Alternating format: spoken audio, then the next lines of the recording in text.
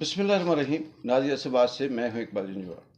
नाज़रीन, हम जिस माशरे के अंदर रहते हैं, माशरा हो, मुल्क हो, इलाका हो, बदकिस्मती से उस माशरे में कहीं भी ज़िंदगी की कोई ऐसी रमक आम आदमी के लिए नहीं है कि जिससे वो ये उम्मीद लगा सके कि वो ज़िंदगी में अपनी मेहनत से, अपनी सलाहियत से, अपने टैलेंट से कामयाब होगा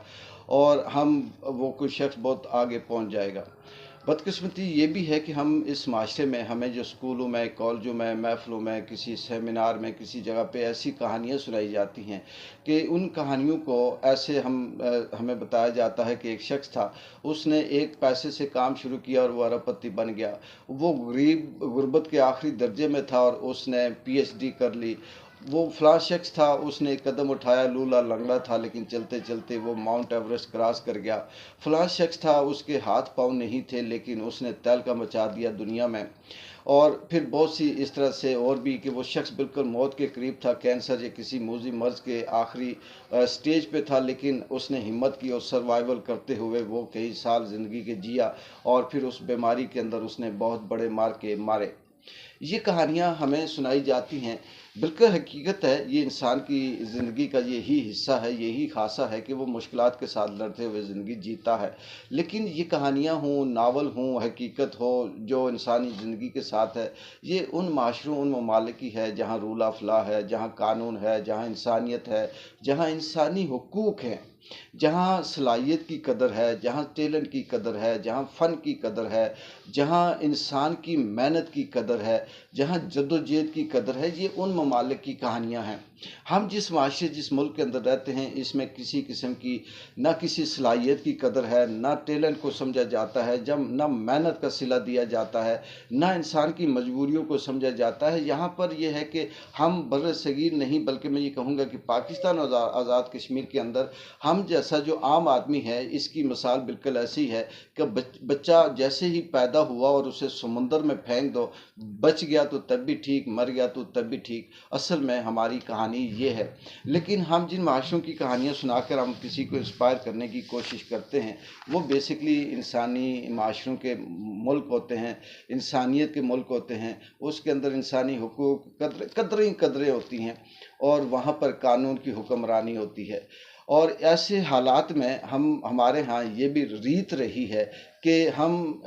जब कोई नुकसान हो जाता है, जब हालात ख़राब हो जाते हैं, जब हमारे सामने हमारा कोलीग हो, हमारा माशरे का फ़र्द हो, हमारा रिश्तेदार हो, दोस्त हो, वो पिट रहा होता है, मर रहा होता है, तड़प रहा होता है, लेकिन हम उसके लिए बिल्कुल किसी किस्म की कोई हरकत नहीं करते। जब वो मर जाता है तो फिर हम कहते हैं, उस लकीर को पीटते हैं, अफ़सोस कि इसे पानी नहीं मिला, अफ़सोस कि इसे दवाई नहीं मिली, अफ़सोस कि इसका तहफ़्फ़ुज़ नहीं किया, अफ़सोस कि इसके लिए आवाज़ नहीं उठाई।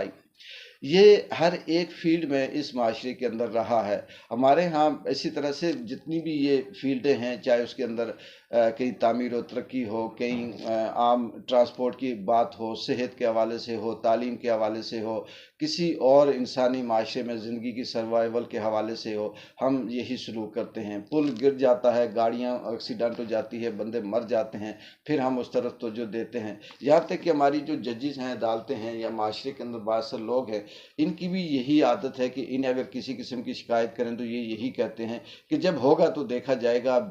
होने से पहले आपने कैसे ये बात कर दी। हम इसी तरह से शाम गुजर जाए और लकीर पीटने वाले कौम हैं, शाम के बाद वो गुजर जाता है, वो नुकसान कर जाता है, उसने जिसको डसना होता है वो डस जाता है, बाद में फिर हम उसकी लकीर को पीटते रहते हैं और फिर शायद कि हम वो अपना हिस्सा डालने की कोशिश करते हैं।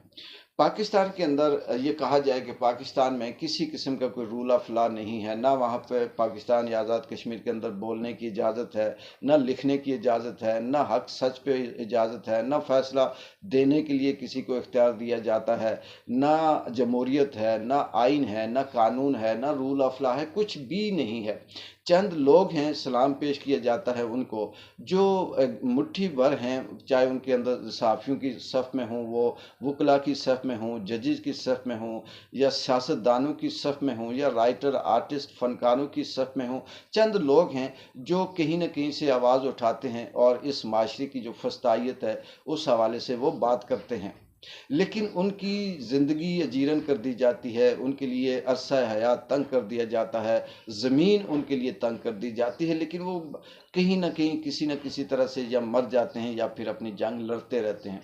लेकिन इसी तरह से पाकिस्तान के अंदर ये तो हर 75 सालों से ऐसा ही है, लेकिन एक बात करने का मौका भी मिलता है और फिर कुछ एग्ज़ाम्पल्स ऐसी हैं जो सामने आती हैं। पीका कानून, जिसमें पाकिस्तान के अंदर जो मीडिया के ऊपर असल में बात करने के लिए पाबंदी लगा दी गई, सोशल मीडिया के ऊपर पाबंदी लगा दी गई, बाकी दीगर जगहों पे तकरीरें करने पे पाबंदी लगा दी कि मीन्स के आप वो बात नहीं कर सकते जो हक और सच हो, और वो इस मुल्क के खिलाफ नुकसान पे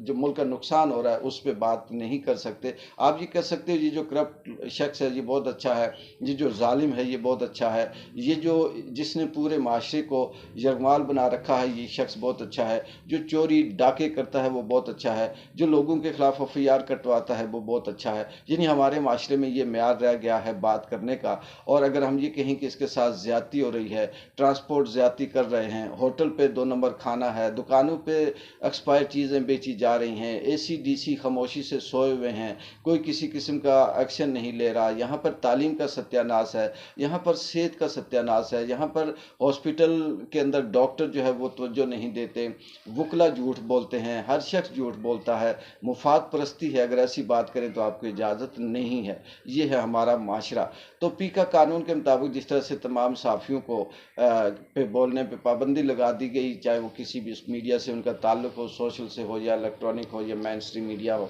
तो अब वो कुछ दिनों से स्ट्राइक पे हैं, हड़ताल पे हैं, कुछ भूख हड़ताल पे हैं, कुछ आए रोज़ एहतजाज करते हैं। लेकिन ये वही बाअसर साफ़ी हैं जिनकी तनख्वाहें मराहतें भी करोड़ों अरबों के अंदर हैं, जो बाअसर भी हैं और जिनके पीछे बड़े बड़े हाथ भी हैं। लेकिन एक एक करके जब साफ़ियों को मारा जाता रहा, जब उठाया जाता रहा, गायब किया जाता रहा, तो ये भी पार्टी बनकर बाइस बने रहे कि ये उसका ताल्लुक है, इसका ताल्लुक उससे है, किसने कहा था ये बात करे, ये बात ना करता तो ये ना होता। लेकिन आज वो सारी की सारी मुसीबत उनके ऊपर आन पड़ी है। और इस वक्त जो साफ़ी एहतजाज कर रहे हैं उनकी मिसाल बिल्कुल ऐसी है जैसे वो किसी लकीर पीटने के मुतरादिफ है, इसके अलावा उस एहतजाज का कोई मकसद नहीं है। ठीक है, इंसान की ज़िंदगी हो, मुल्क हों, माशरे हों, मुश्किलातें आती हैं, कहीं कुर्बानियाँ देनी पड़ती हैं। ये सर्वाइवल की जंग चाहे माशरे की हो या इंसान की हो, ये जारी रहती है। और एक वक्त आता है कि वो जालिम भी थक जाता है, फिर लोग शायद आस्ता आस्ता संभलना शुरू हो जाते हैं और वो समझने के साथ साथ फिर तब्दीली के लिए एक हो जाते हैं। इमरान खान ने जो अपने खतूत का सिलसिला जारी रखा हुआ है, ये वो सिलसिला है नाज़रीन, जो मैं ये कहूँगा कि शायद कि पाकिस्तान नहीं बल्कि पूरी दुनिया की तारीख़ में एक ऐसा सीरीज़ वाइज एक सिलसिला उसने शुरू किया इमरान खान ने, जिससे असल बात भी बाहर पहुँच जाती है, जिससे हक़ाइक़ भी पूरी दुनिया में, पाकिस्तान में नहीं पूरी दुनिया में जो अंग्रेज़ी समझते हैं उन तक भी पहुँचती है, जो इमरान को जानते हैं वो भी समझते हैं। फिर उसी हवाले से हक़ाइक़ भी सामने आते हैं। मोरख को भी उस तरह से लिखने की इतनी जदोजहद नहीं करनी पड़ेगी, वो एक ख़त उठाएगा उसको पूरे का पूरा तारीख़ के नाम पर छाप देगा। इसी तरह से बहुत से साफ़ी बेबस मजबूर कहीं पनाह लेकर किसी मुख्तलिफ ममालिक में छुपे हुए नहीं बल्कि वहाँ ज़िंदगी गुजार रहे हैं और वो भी हक़ और सच की बात कर रहे हैं। उनका भी आने वाले वक्त में मौरख होने की बातों को उठाएगा और वो लिख देगा। कहने का मतलब कि तारीख कभी ना कभी सामने आती है, लिखी जाती है। जब तक डिक्टेटर किसी जगह पे मौजूद होता है और वो उसमें कोशिश कर रहा होता है कि दबाए, लेकिन डिक्टेटर की ज़िंदगी बहुत थोड़ी होती है। दूसरी तरफ बदकिस्मती हमारी ये भी है कि हमारे जो मीडिया मालकान हैं,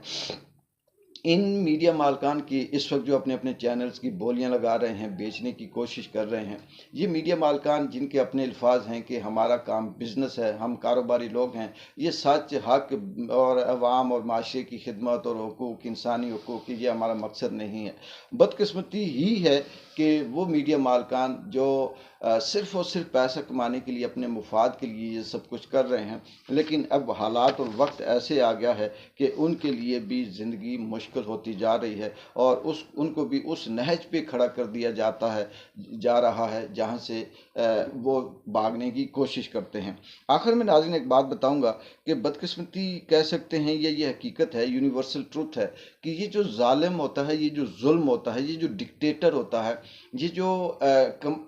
जो यरगमाल बनाने वाली जो ताकत होती है, ये स्लो धीरे धीरे आगे कदम बढ़ाती है। ये किसी शख्स पे, किसी माशरे पे पहले छोटी सी पाबंदी लगाती है, फिर वो उसके बाद एक और पाबंदी लगाती है, फिर करते करते करते पाबंदियां लगाते लगाते उसको एक मखसूस महदूद दायरे के अंदर कैद कर देती है। बिल्कुल इसकी एग्जांपल दूंगा और उसके बाद मैं एंड करूंगा कि जैसे हमारे यहाँ बहुत से ऐसे एजेंट होते हैं जो कहीं नौकरी देने का झांसा देते हैं, कहीं बाहर भेजने का झांसा देते हैं। बहुत से एजेंट होते हैं जो कारोबार शुरू करने की बात करते हैं, जिनका